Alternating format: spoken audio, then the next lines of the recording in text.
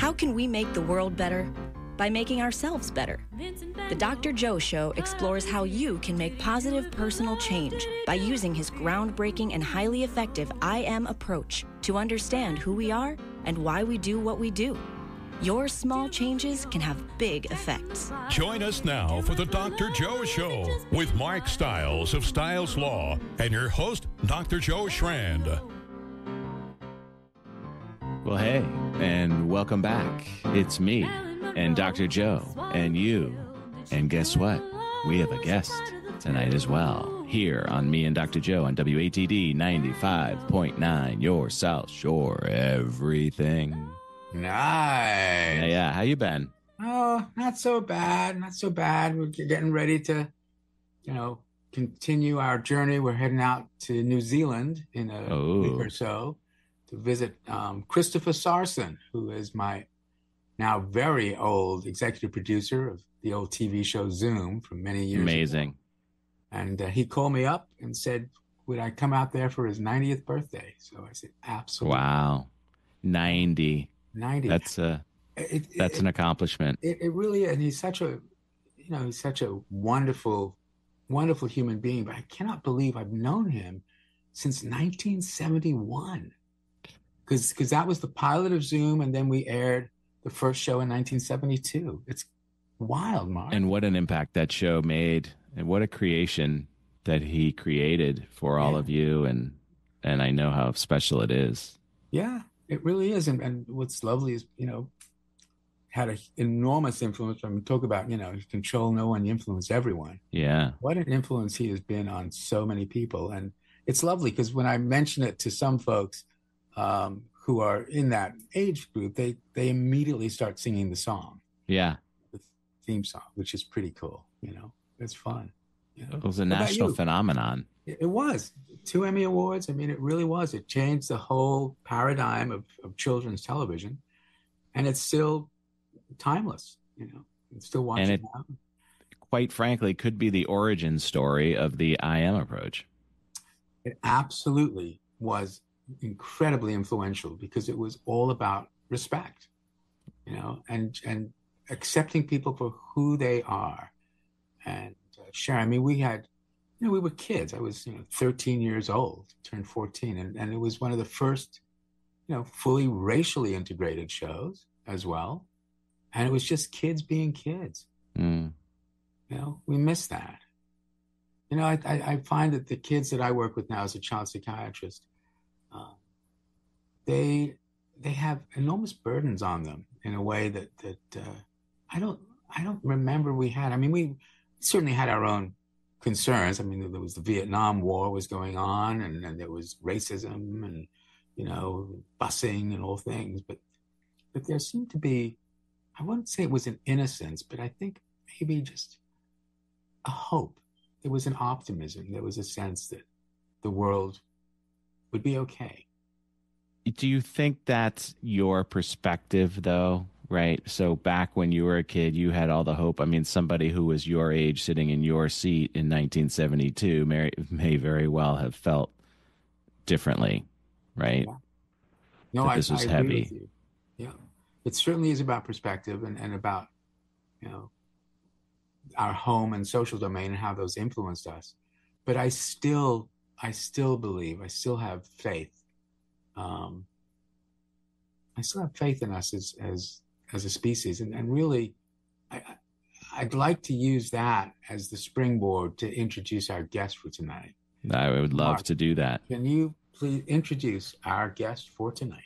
Absolutely, Dr. Joe. Our guest tonight has worked as an editor, writer, and manager on diverse projects and was the co-owner of an editorial production company that specialized in health-related educational materials. But for the past several years, she has devoted her efforts to fiction and literary nonfiction, including her published memoir, Bachette, A Granddaughter's Holocaust Quest. Now in paperback, her award-winning historical novel, Esfir Is Alive, which has been re-released in August of 2024, and with talking with Dr. Joe, has been very impactful while reading this book. He's been talking about it nonstop every time I talk with him about how impactful this book has been. Our guest has won a number of awards, and we're looking very much forward to talking with her about this memoir and novel. Please meet author extraordinaire Andrea Simon. Welcome to me and Dr. Joe, Andrea. Well, welcome to you, and thank you very much. Welcome, Andrea. And audience, I do want to give you a warning that tonight's content is pretty intense. We've had a lot of different authors on the show, a lot of different guests. I would say that what we're about to talk about is arguably one of the darkest periods in human history. So with that in mind, Andrea, do you want to just introduce a little bit about Esfir Is Alive and the inspiration for this book? Okay, I'll try not to be too dire. In 1997, I had a friend who took Jewish groups, mostly American, to Eastern Europe and various other places, heritage tours. And it was the first time they were going to the territories of the former Soviet Union, including Poland, including Belarus, what is now Belarus, and Russia. And I said immediately that I wanted to go with her because my grandmother and mother's family came from Belarus. And when they were there, it was Poland. But as my grandmother used to say, Poland, Russia, I'd rather be from Poland because the Russian winters are terrible. So, see, I told you I'll make you laugh. Nice. Anyway, so... the joke is a little cold, but not too bad. Oh, sorry, that's a winter joke. Sorry. Okay. Go on. Yeah, we'll freeze on that. Oh, good. Nice. Wow, we got a duel going on. Oh, yeah, it's awesome. I love it. I'll try and get back to the seriousness of the subject. Okay. So anyway, on this momentous trip, there was another delegation from Israel.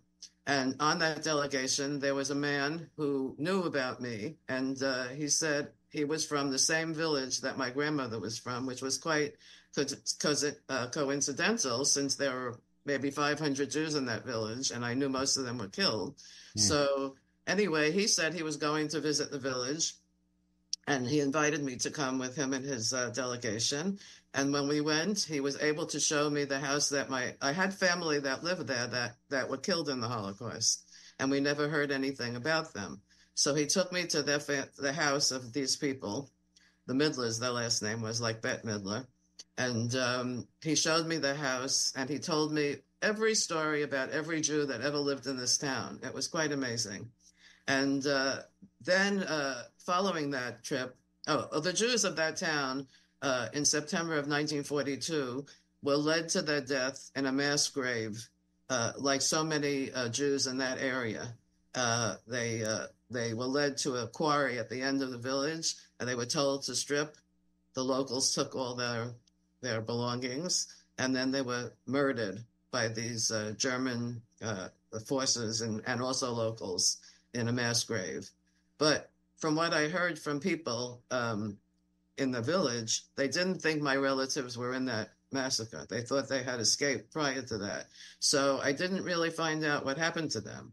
But then a few days later, this group and my group joined other groups. There was a big memorial in a forest area called Branagora, which was between Minsk and Brest in Belarus, where in the fall and summer of 1942, the Jews from all the neighborhood villages and towns and cities were rounded up in the horrible cattle cars that you've all probably heard about and taken to this area. And the locals had dug 8 huge pits in the forest, and all these people were mowed down, like they called them in sardine style. They had bodies on top of bodies and on top of bodies.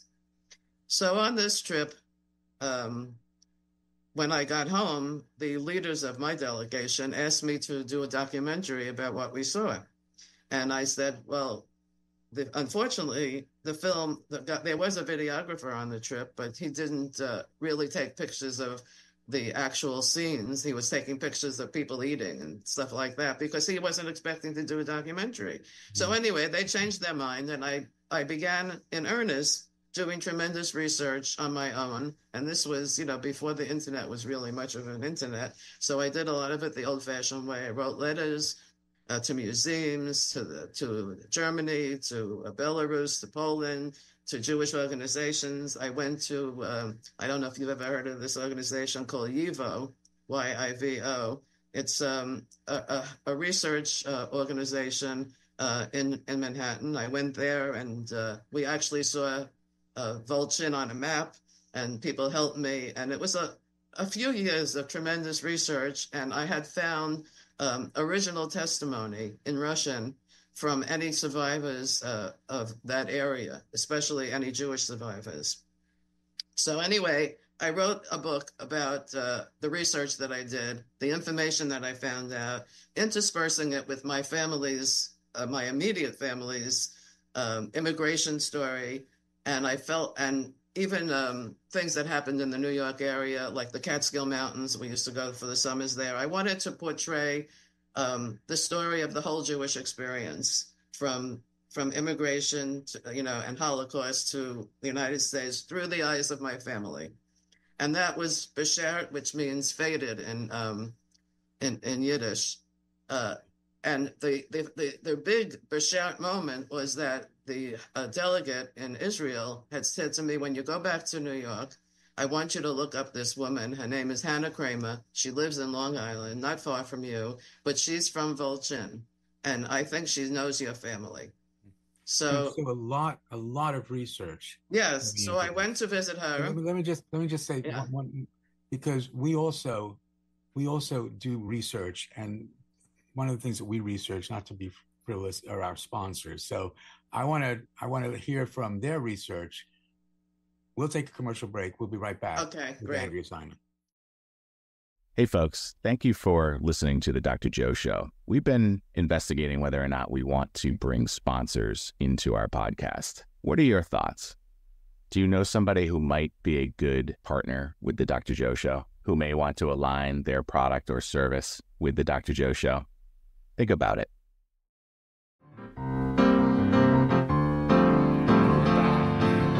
With me and Dr. Joe, and you, the listener, and our guest, the amazing author, Andrea Simon. So, Andrea, I interrupted you, but you were about to talk about finding Hannah Kramer. Yes. So let's pick up there. Okay, so I went on the train to visit Hannah Kramer, who was a Volchemer, but she had escaped the horrors of the Holocaust because she had gone into Russia, where she had a worse experience there, but at least it wasn't in a town. And she was reluctant to talk to anyone about her experiences, especially the Shoah Foundation, who were interviewing survivors. But because of a special reason, she talked to me. And the reason was that she was best friends with my cousins who were from Volchin. She had pictures of them, and I had photographs with her in them from my family. So that's where Beshert came in again. That we why do you think we faded to be together. Why do you think she was reluctant in general? There were a lot, when I talked to her for a long time, there were a lot of secrets that she was holding. And she had horrible experiences, and her husband was also a Holocaust survivor from a different area. And they met, right after the war. So he knew her story, she knew his story, but she had children, she had a family. And I think that she was reluctant to really tell them all the things that happened, which I won't even say because some of the things she told me were private. But because she felt that I was a relative, like, a landsman, they call them. Yeah. And so she trusted me. Yeah. But, and it was very emotional for her. She had to take tranquilizers. She had to really sit with me. It was the first time she really unburdened herself. And ironically, I gave my research to YIVO. I donated all my files to them. And the archivist said to me that a volunteer was working on it. And I said, oh, who's the volunteer? And it turned out to be Hannah Kramer's daughter. Wow. Another coincidence. Wow, It wasn't planned. Yeah. So Wow. we were meant to be in some way. I'm not a religious person or someone who believes in fate, but sometimes when you least expect it, it happened. So I want to get to the Esfir story because this is a little further. From my research, I found the testimony from a 12-year-old girl who was the only known survivor of that massacre of 50,000 people. Apparently, she only had 3 paragraphs of testimony. It was that she crawled out of the pit, probably she was wounded, and she was naked, and she ran into the woods, and she escaped. And she was picked up by a convent. That's all we know. Her name was Esfir Manovich. And I found out this years after Bashar was published, and it bothered me. I wrote other things, not just about the Holocaust. And then I just kept thinking, how does a 12-year-old girl ever survive such a horrible experience? So I began to fashion a novel I knew where she lived, and I had her in the novel. I decided to make her 7 years old when the beginning of the 1936, around that time, when anti-Semitism was really raging in Poland and Russia, and when all these restrictions were handed down against the Jews.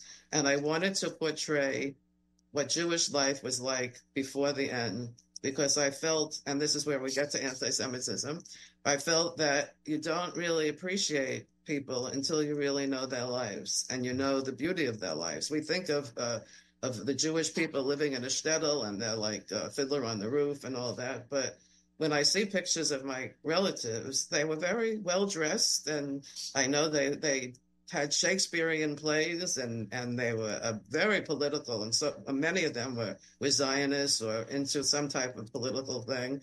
And I wanted to portray their life and the everyday thing. And then eventually all the restrictions, it became the Russians took over, and then that blah, blah, blah. So Esfir is really a fictionalized account, since I never was able to find the real Esfir, a fictional account of what her life would have been like before, during, and after the Brana Gora massacre. Yep. And I brought my family into it as main characters because I wanted to give them a life. No, it's true. Not to give the book away, but folks, I really recommend reading it. The first part of the book is just about a young kid and going to school and being separated from her family, boarding school, but it's the detail that you write is wonderful in terms of just what that world was like. And I think that set up the dramatic change that experiences. So it's really beautifully written in that way. Thank you. I tried. And it's also, we read all about the concentration camps, but not that many people know that almost half of the Jews that were killed in massacres.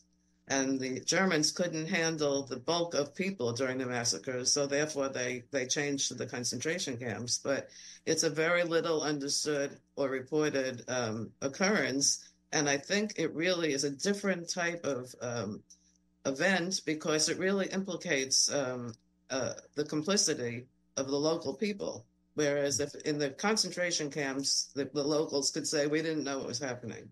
But they couldn't say that in the villages when they saw their brethren, walking down the road or being deported, or they heard the screams of them being killed, or they took their clothing that was in bulk. So the amount of complicity that was involved in the killing of these Jews during the massacres, I think has a lot of repercussions in modern times too, about what you do when evil occurs. Do you help? Do you participate? Are you quiet? Are you silent? We all ask ourselves these questions, but I was very interested in that aspect of what I learned. And what's your take on it now as you have researched it? Why was there that complicity? It's hard to research it and remain objective, I have to say, especially since my family was involved. I like to think that if I was there, I would help if I could. But, also families were being threatened. and maybe they didn't want to do anything. So I don't blame people for, keeping to themselves, but I do blame them for participating. I do blame them for, let's say, taking the Jews' clothes, or the type of things that is just inhuman on another level. So I kind of separate them in my mind. Yeah.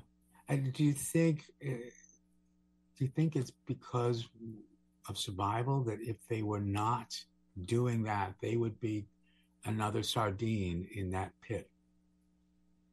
Maybe they thought so, but don't forget, this is a campaign of anti-Semitism that was going on for many, many years from Hitler and his cohorts, where the magazine articles had pictures of Jews with big noses, or they had all these measurements of what a Jew could be. Did they have 30 inches across the skull, or whatever it was, or Jews were money lenders, they were after your money. I mean, there were all these things. And I think as many populations are impoverished, they begin to believe it. They have to blame somebody. So they started blaming the Jews. So by the time the Holocaust came, Jews were already demonized to the point where people could say they're not really real. They're not really human. And that was the purpose of Esfir. I wanted to show people the humanity of these people and the beauty of it. I was particularly interested, for example, Esfir's grandfather, who speaks Yiddish. I wanted to portray the beauty of the Yiddish language, not so much phonetically, but idiomatically. I mean, when I was growing up, every time when we kids wanted to do anything, somebody would say something really crazy in Yiddish, like, gay cock and oif and yam used to be one of the things that my father would say, which was go so-and-so in the ocean, you know what I mean? Or bang your head against the wall, or whatever it is. So, but it was a very colorful language and very guttural. Yeah. And so I wanted to show the beauty of that language and how humane it was. I mean, I want to come back at another point to the dehumanization aspect, because I think that is such an important part of all of these events. But think about Merchant of Venice by Shakespeare. I mean, Shylock was a Jew. It was a moneylender. A moneylender was being targeted then. And this anti-Semitism, I mean, it goes back a long, long time. Oh, yes, definitely. And maybe we can all speculate on what that's about, because it's sorry, I have a tickle in my throat. Yeah. It's been part of our history so long. But one of the things that I don't want to speculate about are our sponsors. So Our sponsors have wonderful material to offer us. So why don't we take a commercial break, Larry, hear from our sponsors, and we'll be right back with Mark Stiles, me and Dr. Joe, and Andrea Simon, our guest. We'll be right back. Hey, folks, welcome back. So any thoughts? Do you listen to other podcasts? Do you see how they do the sponsors? Is there a way that they're utilizing sponsors that you enjoy or you don't enjoy? I listen to SmartList, and I really enjoy how the co-hosts share the voiceover for the product or service. It's really funny for the most part, but it's unique. It's them really endorsing. Does that work? What do you think?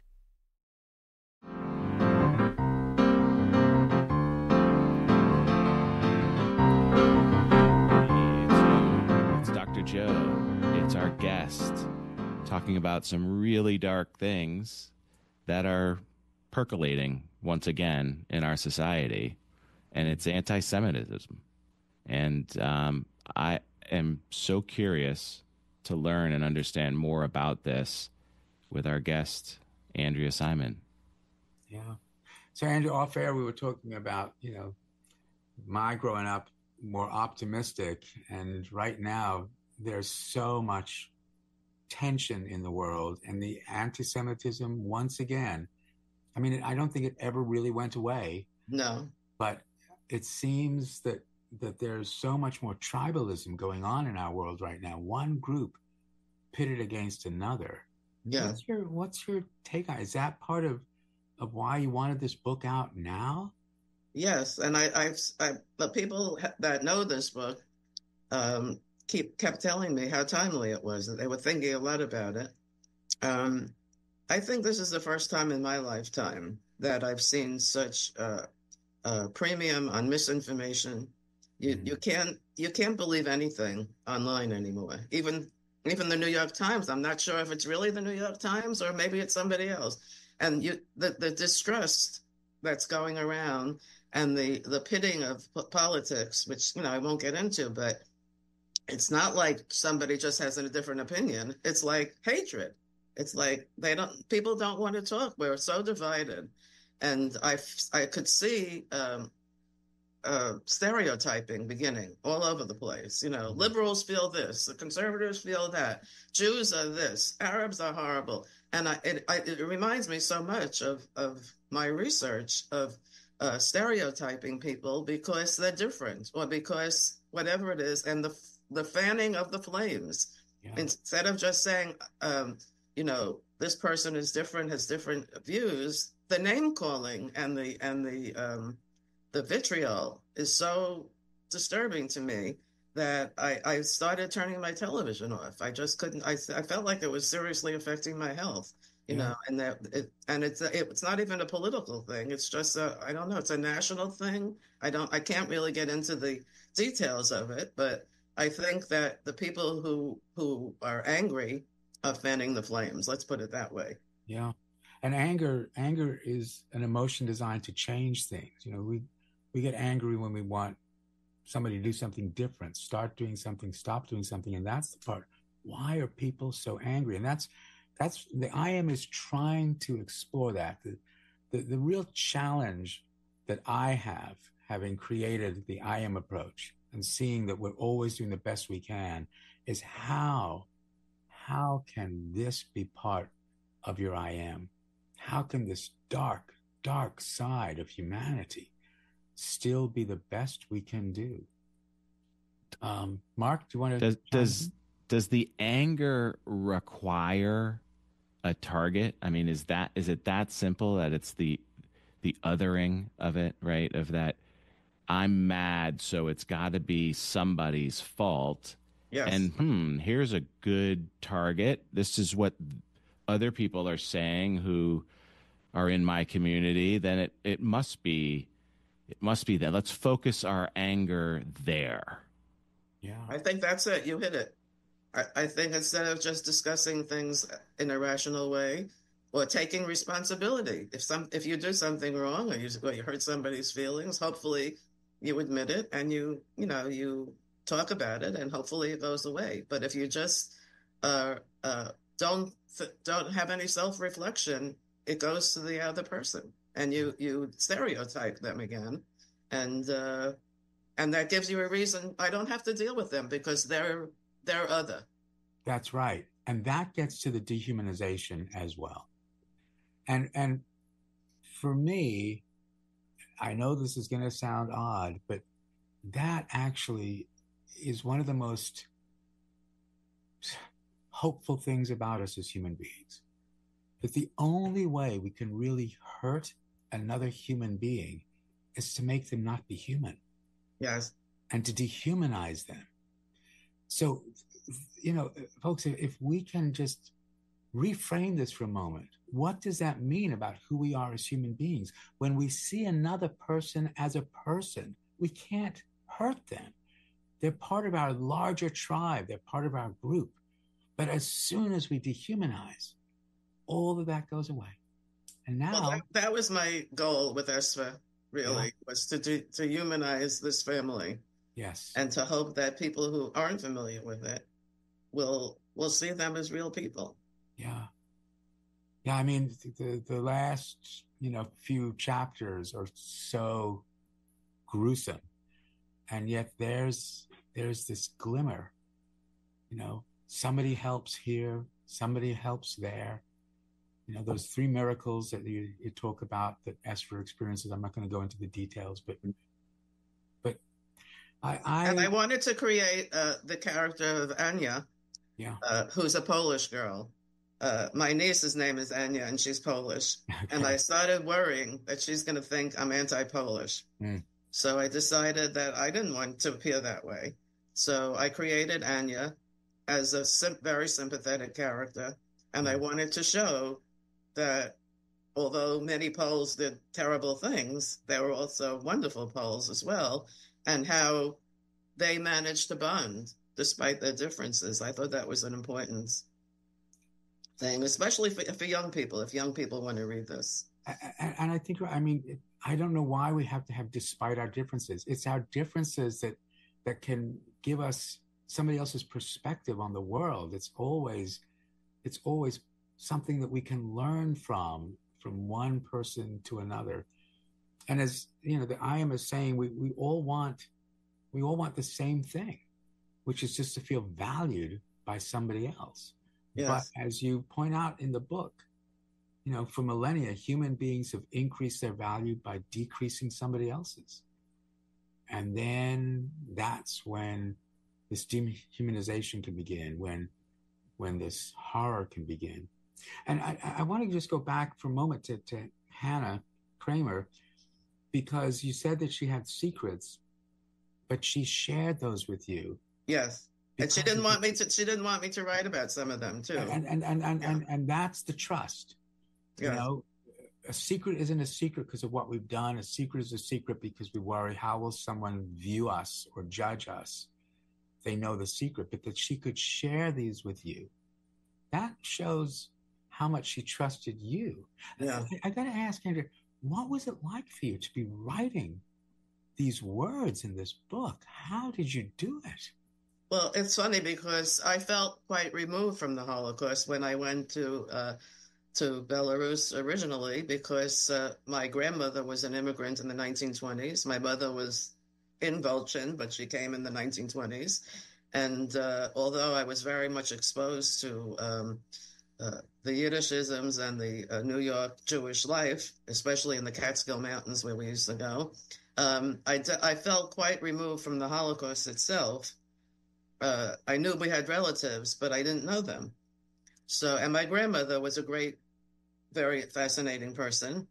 And she was married 3 times. Her first husband was an Orthodox rabbi, and her third husband was the owner of a nightclub of transvestites in Berlin. So you could just see she was quite a character. So she used another novel in there, Andrea. Well, Bashar really talks about her a lot, and you can see pictures of these people. But I was very inspired by her stories, and where she lived and all that stuff. So I was very interested, but I still had that removed.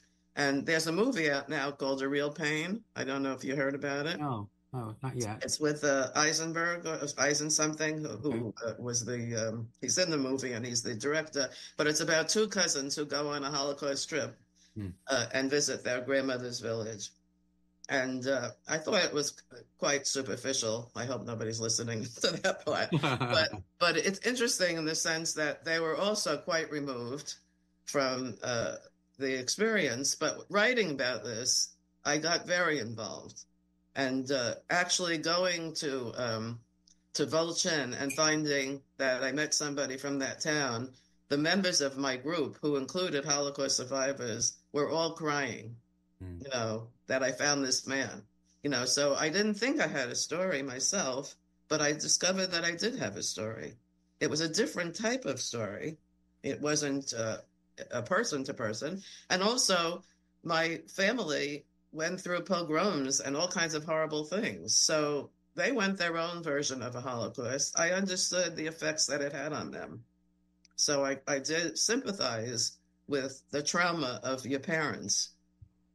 But I'm wondering for you, as I mean, there's the research, there's the connection, but I'm also a writer. Yes. And what were the emotions? How did you actually find the ability to write this? Because it's such a powerful read. Well, it took me a while. It took me from 2002, from one book to the second book was 2016 was the original publication. It took all those years to think about it because it was such an emotional experience for me. but I just couldn't let Esfir go. And so as I was writing it, I don't know if you have this experience, but I often have this experience when I'm writing fiction. A lot of my fiction is autobiographically motivated. I relive it. I live it. And I loved the family. I began to really love Esfir. I didn't really know her, but by my own meeting these people and creating these people, they became people unto themselves, and I wanted to see how they lived. Yeah. So I was recreating them in a way. It sounds kind of schizo, but but I always feel that when an author can create a character and the character does something that you don't expect as the author, then maybe it was successful. So I think I got some joy out of creating her, seeing her life. I particularly loved when she met my relatives. Because I didn't really know them, but I described them from pictures, but they became live to me. And I finished that book with a great love for them, and so that took me over the sadness, I think. And truthfully, I still don't know what happened to them. And I just sent a letter to a new research organization to see if their names were never on any kind of list. So I have a feeling that it's possible they were killed in Branagora also, which is another Bashar moment. So I don't know if I adequately answered your question, but it was very emotional to me, but also cathartic. Yes, very important. Yes. Yeah. Because I was reading it thinking, what are the emotions going through the author as she is writing this?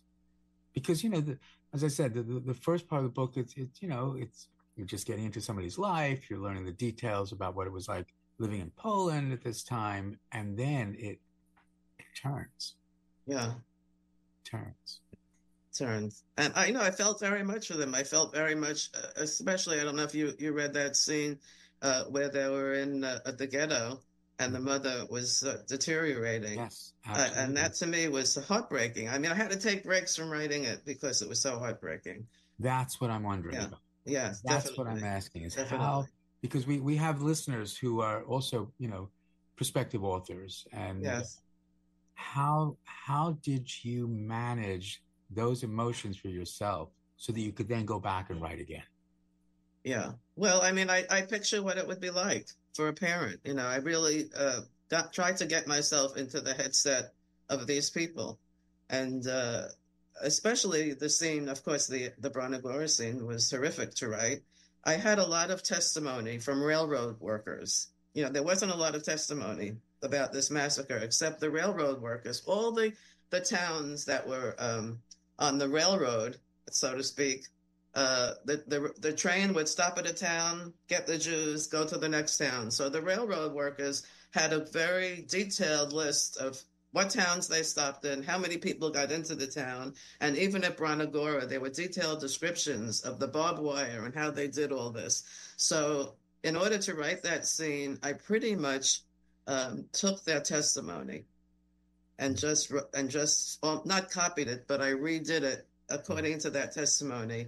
And it became, I don't know, I separated it from the emotion because I was so clear that I wanted to be accurate, and I wanted to show the reader exactly what happened according to these eyewitnesses. Of course, we don't really know everything, but I think they were pretty accurate.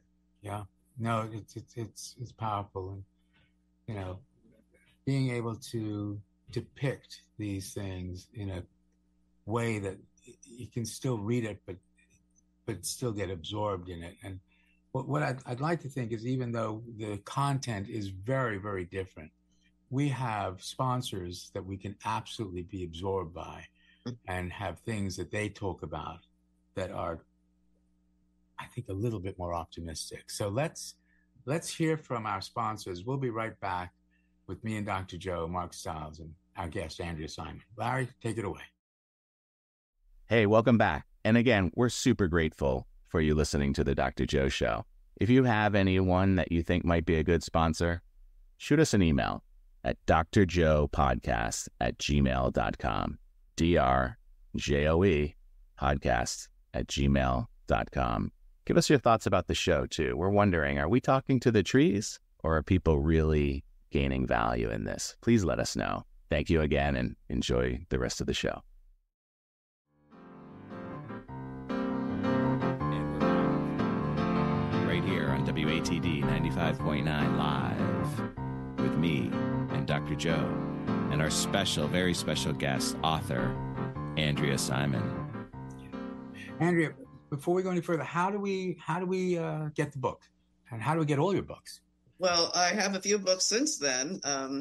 After Esfir, I wrote a book about the cat growing up in the Catskills. It's a novel and story called Floating in the Neversink.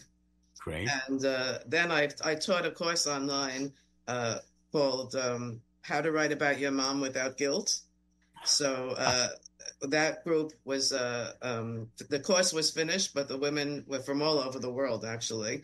It was during the pandemic, and they didn't want to leave. So we expanded the subjects, and I have an anthology that I edited and contributed to called Here's the Story. And then I'm having a book published this summer called Did You Have the Life You Wanted? Which is about a woman who's in her 70s. I can't imagine who that would be, who's looking back at her life, especially the time when she was the 1970s and when she lived in Greenwich Village, and all the life changes that she had. And she's asking the question, did she, to her friends and herself, did she have the life she wanted? And that's going to be out in the summertime. Well, I hope that you will come back, me and Dr. Joe, and talk about that book as well. I'd love to. I'd love to. Because I think that's also a kind of controversial book. It's hard for me to write superficial things, I think, but I don't know. Maybe it's too much. No, I think it's great. And absolutely, we will have you back on the show to talk about that. But let's get back for a moment to Esfir and your other stories about this. We're putting it in the context of the I am approach. And the I am is basically saying that we are always doing the best we can with the potential to change in the very next second to another best we can. But we're influenced and responding to 4 domains. Our home domain, no one's going to argue your home has had an influence on who you are. And it's important for our listeners to recognize that even though there were Nazis, they also had a home domain that they were coming from and that they were influenced by. And the social domain is the second major influence that's external to us. And you can imagine, stuff that happens at home influences the choices you make in the social domain. So we've got the home and the social domain, 2 external domains, and the internal domains, the biological domain of your brain and body, you're hungry, tired, digesting lunch, and then what I call the I see. How do I see myself? How do I think other people see me? Human beings are very interested in what other people think or feel. That's empathy. But what we really want to know is, what are you thinking about me? Because these 4 domains interact, there are 2 truths, the I am. The first truth, small changes can have big effects. You make a small change in any of the domains, it can have a ripple effect. So, Andrea, based on what we're talking about tonight, what small change can you recommend to our listeners? Well, given the pandemic and the fact that I'm at an age where many people are retiring, I think don't isolate yourself. That's my biggest recommendation. Talk to sympathetic friends. Even if you have to be on Zoom, try to reach out to people. Take a walk, go out, see what the rest of the world is like. I think it's very dangerous when people are isolated. And especially during the pandemic, we saw that happen a lot. Or when people retire and they feel like they don't have a life or they don't have a support system, I really think it's important for them to just reach out. I mean, Zoom has really changed my life. I mean, I have an art class that I take on Zoom. I have 2 writing groups on Zoom. We have interviews on Zoom, and it changes my whole perspective. If I just sat home as a writer, we're all very isolated. And many times we're sitting by ourselves all day long. So this is what I'm saying. If you're in any kind of situation where you're alone, try to reach out to others. That's my advice. Yeah. If I could. And I think that makes so much sense because we are a social animal as a human being. Yes. We really are. So the isolation, it can be devastating. We lose our sense of purpose. We lose our sense of connection. That was what I was hoping for out of COVID, because it was global. It was affecting everyone. I was hoping that it would change our paradigm. Small changes can have big effects. What can be smaller than a virus? Do you think it has? I think we had an opportunity that may be missed. Mm. And I think what COVID may have done was segregate us even further, and isolate us, and push us through that isolation into an identification with one group instead of humanity. Yes, I think so. Yeah. And I think that's what we're seeing now, is that one group is devaluing another group, where we could and still can recognize that we are one group called humanity, that we can be a social animal and integrate with each other instead of separate. But, my last name is Schran, so I get Schrandiose about these things. But I really... I agree with you. Yeah. I still have hope. I have hope. So don't isolate. Excellent, excellent advice, and a small change that we can all make, especially now with social media and Zoom. Even though social media, I sometimes call it anti-social media because it has its impact. Second truth of the I am. Everyone's got one. Everyone is interested through their IC domain what you think about them. And that has an effect on the biological domain because it feels different when you feel respected or disrespected. And we are part of someone's home or social domain. So the second truth of the I am, you control no one, but you influence everyone. You get to choose the kind of influence you want to be. Andrea Simon, author, person who is an influencer. What kind of influence do you want to be? Such a responsibility. I would say, if you look at my writing, and I'm also a photographer, you look at my photographs, what I try to do is tell stories. And I think that's very important. If I could help people by showing them how other people live and make them sympathetic or empathetic to the reader, or the reader should be empathetic, then I feel like I've accomplished something. So I would like to feel that I have influenced people to read about other people's lives and the power of stories and the power of the storyteller. It's very important to me. And that really is part of who we are as human beings. I mean, storytelling probably goes back to the origin of language, where there we were around a fire at night to keep away predators, and we would tell our arcs and our stories. It's a powerful story with Esfir. In retrospect, is there anything you would have changed about it? About Esfir? Yeah. Aside from a few typos that keep coming to my attention. I wish I knew what really happened to the real Esfir, because I have this worry, although it's probably ridiculous now because she probably would be dead, but I always have this worry that she's going to appear and be angry at me for making up her story. So I guess I wish I would have known that she was happy that I did this and that I honored her story, even if it's not accurate. I know that people who are friends who write historical fiction, sometimes they really change the facts of the person's life. And I certainly did that, but not in anything that was known. In other words, I didn't make her from a different town. I took the little I knew. So I would say I wish It's not that the book would be different, but I would love to have known her and known what happened to her and feel like I did her life justice. So there's that little nagging fear that maybe I invaded her privacy. Yeah. And I did try to find her desperately, and I had friends in Israel who actually found 2 women with that name, but it wasn't the same one. But it could be any person, Esfir. I mean, it's an archetypical person that you've created.